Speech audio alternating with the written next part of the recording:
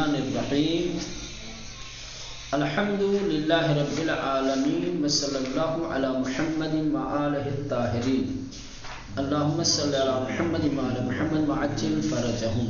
ہاں خوب پیغمبر شناسی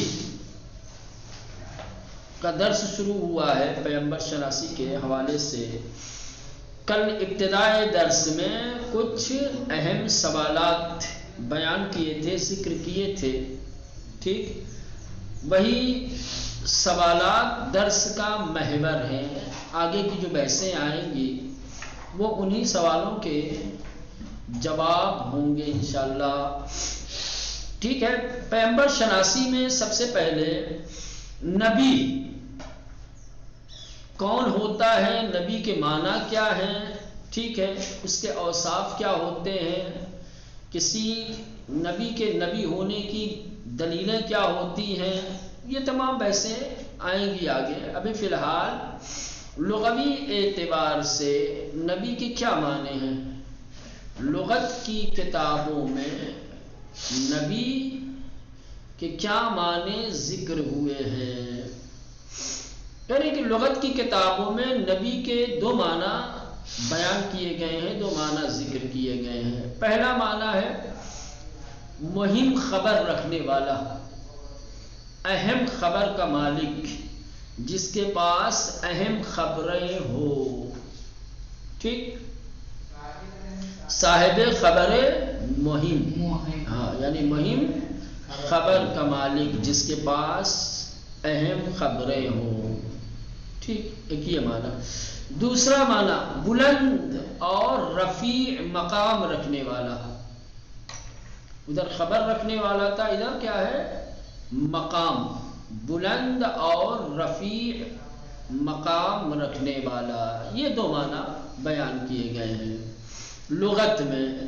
اصطلاح میں یعنی علم کلام کی زبان میں نبی کسے کہا جاتا ہے وہ ابھی نیچے آئے گا۔ ابھی فی الحال لغوی اعتبار سے نبی کے جس معنی سے آپ آشنا ہوئے ہیں، ٹھیک ہے، اس کو عبارت کے ساتھ پڑھ لیتے ہیں، عبارت کی تطبیق کر لیتے ہیں، پھر آگے بڑھیں گے انشاءاللہ، تھوڑا تھوڑا کر کے آگے بڑھتے رہیں گے۔ کلمہ نبی در لغت دو معنی دارت، کہہ رہے کہ کلمہ نبی کے لغت میں دو معنی بیان کیے گئے ہیں۔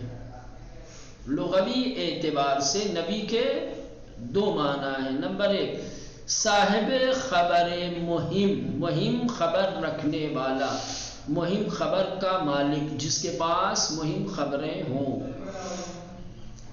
ان در صورتی اس کی انرا از ریشہ نبا بدانی، یہ معنی اس وقت مراد لیا جائے گا جب ہم نبی کو ریشہ نبا سے لیں گے، کہیں گے کہ نبی بنا ہے نبا سے۔ نبی کہاں سے لیا گیا ہے؟ نبا سے، اور نبا کا معنی ہوتا ہے خبر مہم۔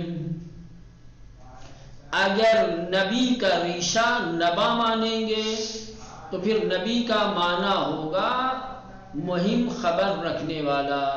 قرآن مجید میں ایک مکمل سورہ ہے اسی نام سے، سورہ نبا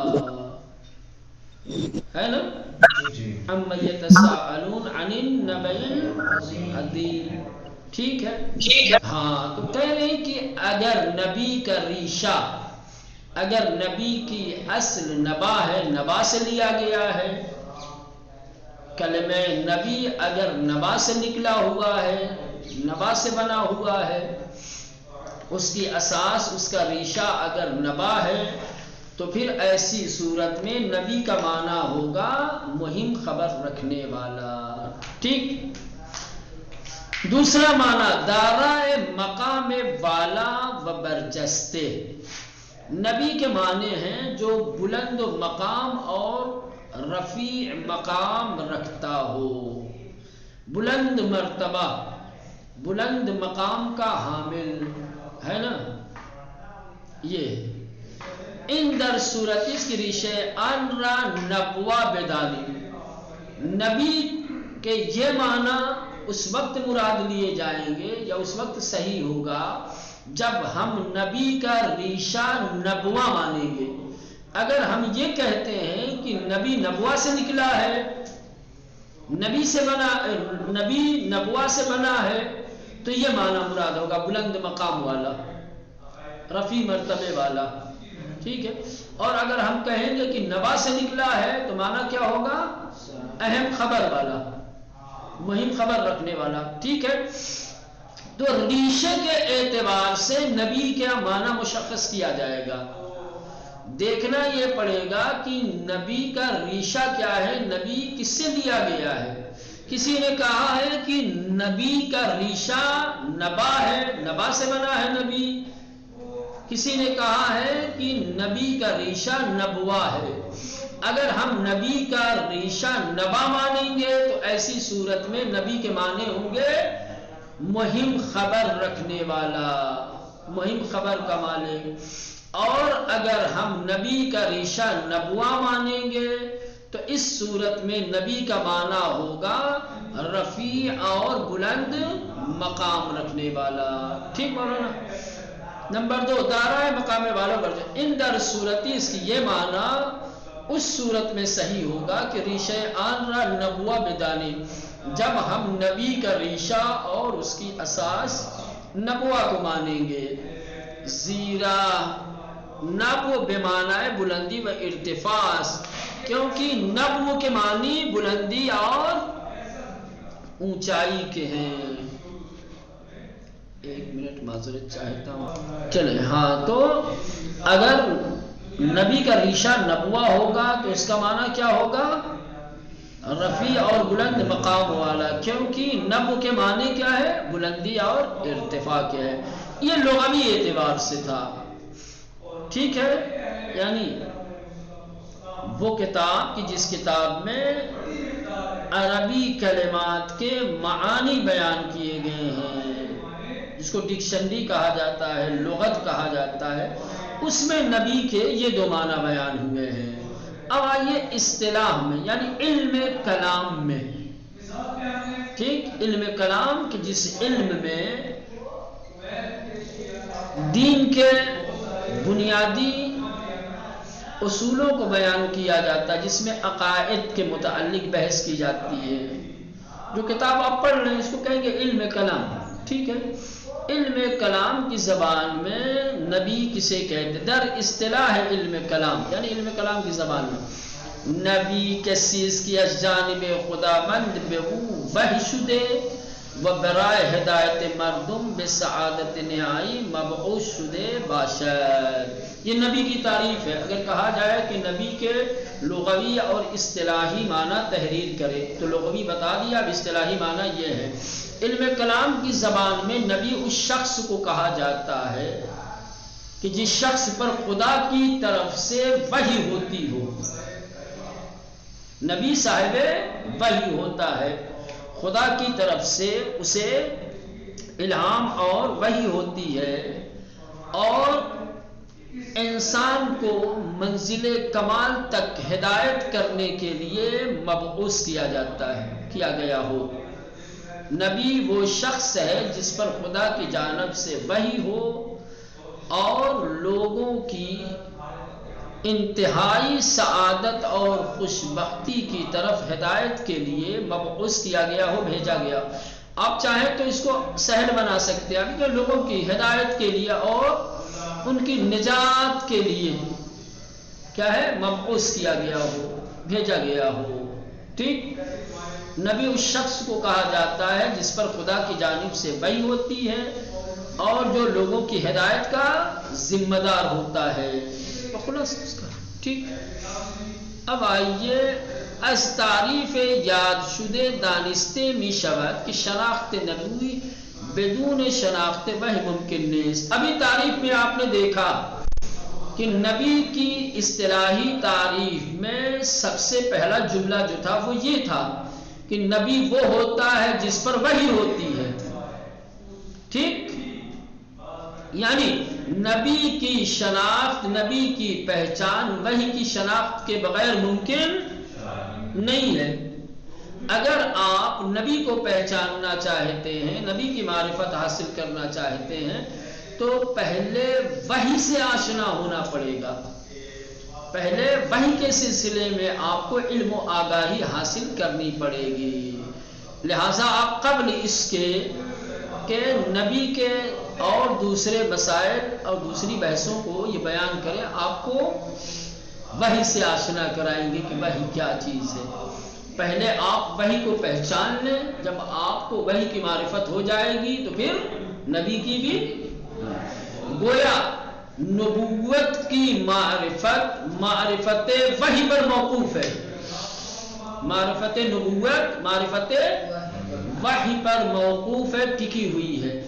جب تک کہ انسان وحی کی معرفت اور شناخت حاصل نہیں کرے گا، نبی کی معرفت اور شناخت ممکن نہیں ہے۔ لہذا لازم ہے کہ پہلے آپ کو وحی سے آگاہ کیا جائے، وحی سے آشنا کرایا جائے۔ اس تعریف یاد شدہ دانستِ میشود، اوپر جو علم کلام کی اصطلاح میں نبی کی تعریف کی گئی ہے، اس تعریف سے یہ پتہ چلتا ہے، اس سے اس بات کا علم ہو جاتا ہے کہ شناخت نبی بدون شناخت وحی ممکن نیست، کہ نبی کی شناخت اور معرفت وحی کی شناخت و معرفت کے بغیر ممکن نہیں ہے۔ از ان رو لہذا چونکہ وحی کی معرفت کے بغیر نبی کی معرفت ممکن نہیں ہے، ضروری ہے کہ توضیح کوتاہی، ایک مختصر سی وضاحت، ایک مختصر سی معلومات دربار واجب وحی، کلمہ وحی کے بارے میں ضروری اس کی بیان کیا جائے۔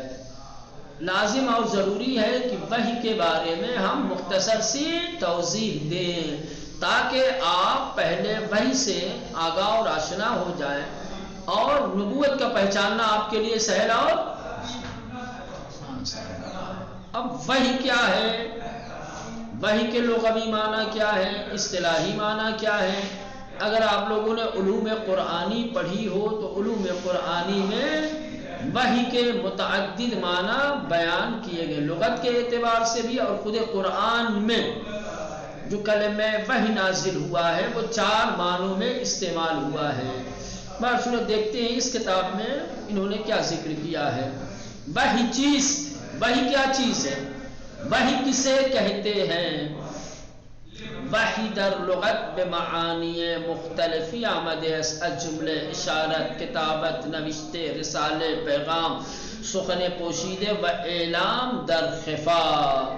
کہہ رہے ہیں کہ لغت کی کتاب میں وحی کے مختلف معانی بیان کیے گئے ہیں۔ جب لغت کی کتاب آپ اٹھائیں گے تو لغت کی کتاب میں کلمہ وحی کا 1-2 معنی نہیں ملے گا، متعدد معنی ملے گا، جن میں سے کچھ یہ ہے: اشارہ، اشارے کے ذریعے سے کچھ بتانا، کتابت، لکھ کر کے کسی کو کوئی پیغام دینا، کسی بات سے آگاہ کرنا، نوشتے، تحریر، رسالہ، رسالت یعنی ایک مختصر سی تحریر کتابچے کی شکل میں، پیغام، کسی بھی طریقے سے پیغام کو پہنچانا یا خود پیغام کو بھائی، سخن پوشیدے، پوشیدہ طور پر چھپ کر کے جو بات کہی جائے، و اعلام در خفا، سمجھ رہے ہیں، مخفی اور سری طور پر کسی بات سے آگاہ کرنا، سمجھ رہے ہیں۔ ان تمام چیزوں،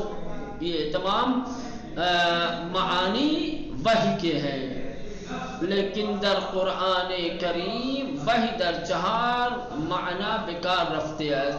آپ جب کلام خدا میں وحی کا معنی دیکھیں گے تو قرآن میں جو کلمہ وحی استعمال ہوا ہے وہ 4 معنوں میں استعمال ہوا ہے۔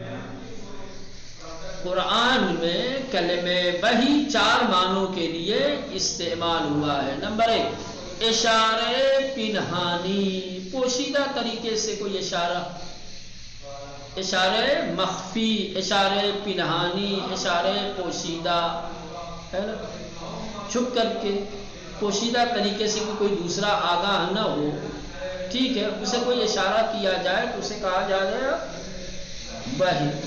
فخرج علی قومہ من المحراب فاوحى الیہم ان سبحوا بکرۃ وعشیا۔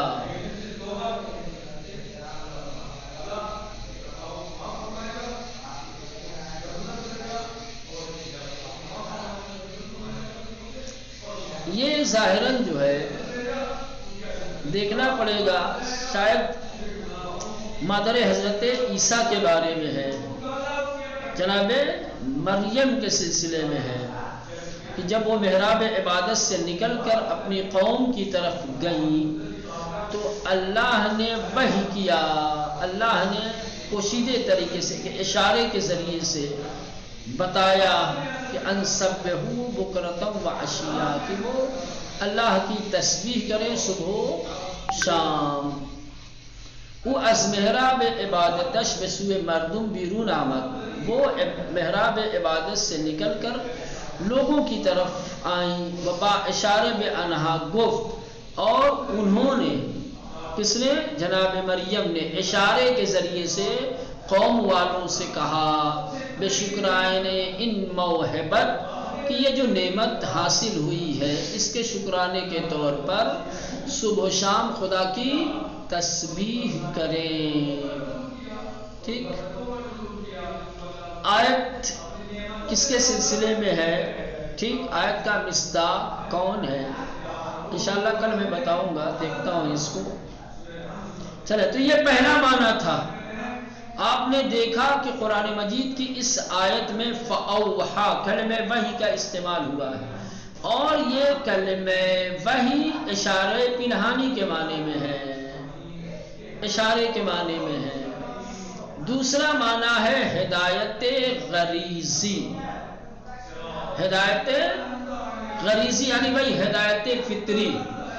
اللہ نے مخلوقات کے وجود کے اندر کچھ فطری ہدایتیں رکھی ہیں، اس فطری ہدایت کا نام بھی کیا ہے؟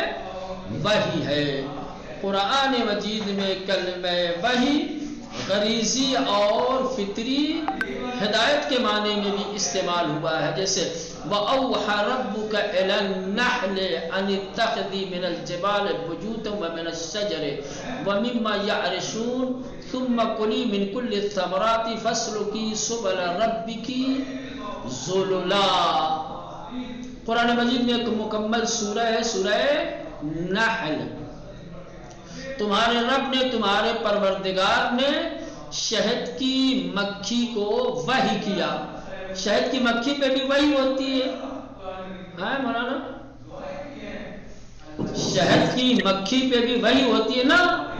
شہد کی مکھی پر وحی کیا یعنی شہد کے مکھی کے وجود کے اندر اللہ نے یہ ہدایت رکھی ہے کہ وہ کیا ہے کہ پہاڑوں پہ، گھروں پہ، درختوں پہ اپنا آشیانہ بنائے، اپنا گھر بنائے، چھتے بنائے، اور پھر مختلف پھلوں کے پھول سے رس لے کر کے جائیں اور کھائیں اور خدا کے راستے پہ چلیں.